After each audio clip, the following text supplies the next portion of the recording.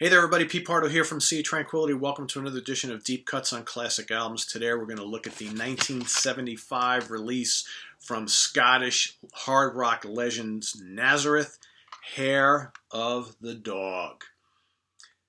Their best-selling release, most popular album. In fact, most people you talk to about Nazareth, they always talk about Hair of the Dog. They've got a lot of other good albums, but this is probably their most noteworthy. Had a couple hits. Well, one song that became a huge hit for them was actually a cover song that was released as a single, but was included on the U.S. release of the album, and another tune, the title track, which has been a perennial favorite on classic rock radio for decades and decades.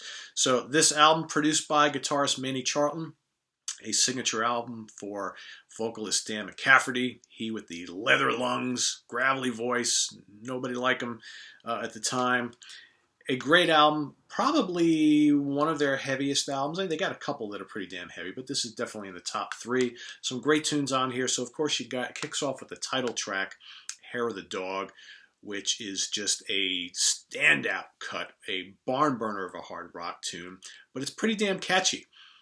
Now you're messing with a son of a bitch, right? We all know the lyrics. A great, great song, great Charlton riff. Like I said, leather-lunged, snarling vocals from McCafferty, right? But that leads into my favorite song on the album, which, of course, is Miss Misery, which probably is close to actual heavy metal that Nazareth ever got. A barnstorming, chunky, crunchy riff that kind of rivals like the best of Sabbath and Mountain, Deep Purple at the time. Just a bruising song that if you've never heard Miss Misery, check it out. I guarantee you, if you're a heavy rock lover or metal fan, you'll dig that song. And just a screeching vocal from McCafferty.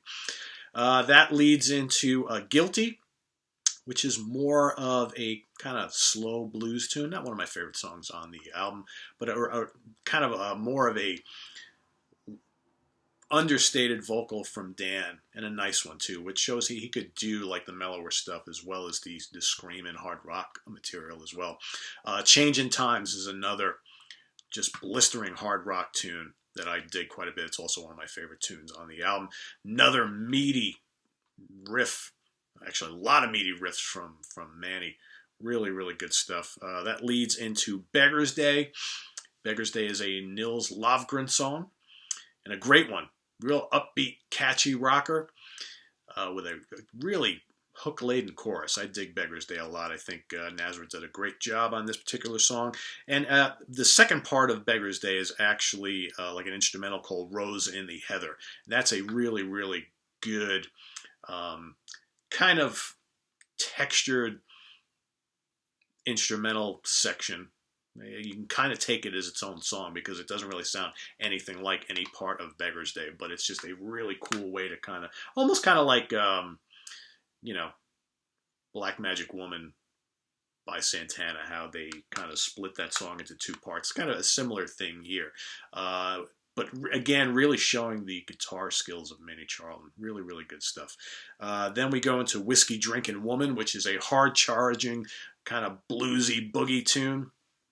Again, with just that reptilian vocal from McCafferty. The guy must be, besides all the whiskey I'm sure he drank and the cigarettes he smoked, it's like he was drinking broken glass, Just a great vocalist. I wish he was well and could still front the band to this day. But anyway, next, Please Don't Judas Me, this lengthy, moody, brooding epic.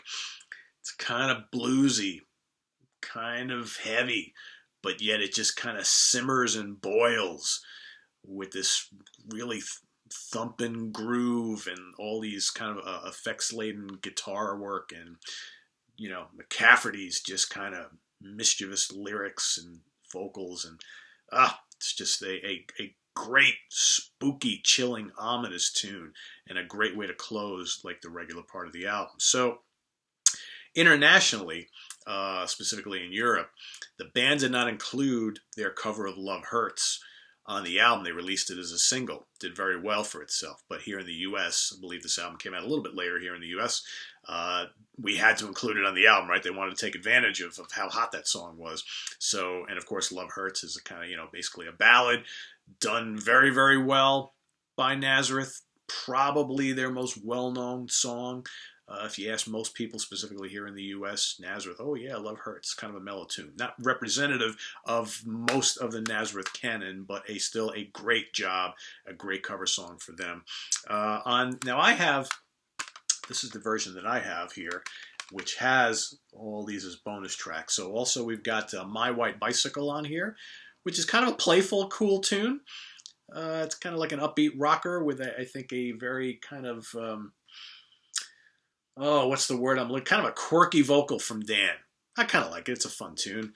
Next up is Holy Roller, which I'm not a huge fan of. Kind of a bluesy, mellow tune. It's okay. Nothing spectacular. But the last tune on the CD, which was the B-side to Holy Roller, is this great crunchy rocker called Railroad Boy, which I dig quite a bit. It's got some fantastic guitar licks from Manny Charlton, and just a thumping groove from Daryl Sweet and Pete Agnew. Just a really, really cool song that I wish, well, it doesn't really matter because I have it on the CD, but it would have been cool to have that on the regular album. Just a really, really cool kind of bluesy hard rock song. I dig it quite a bit.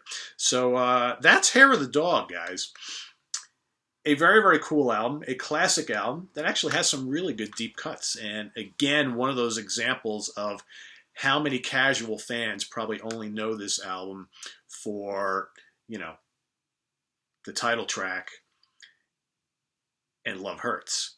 When you've got Miss Misery and Changing Times and Beggar's Day and Please Don't Judas Me simmering underneath as just gems on the album. And if you buy one of the CD reissues, you get Railroad Boy, and even My White Bicycle is kind of fun. So a lot of really cool deep cuts on here.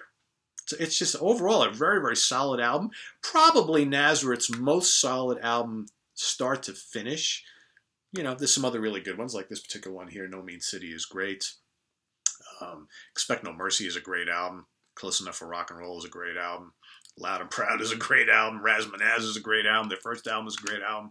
I even like Malice in Wonderland. So they've got actually a lot of really strong albums. Most of those 70s albums, and even the one or two into the 80s were very, very strong. So, but this obviously stands out.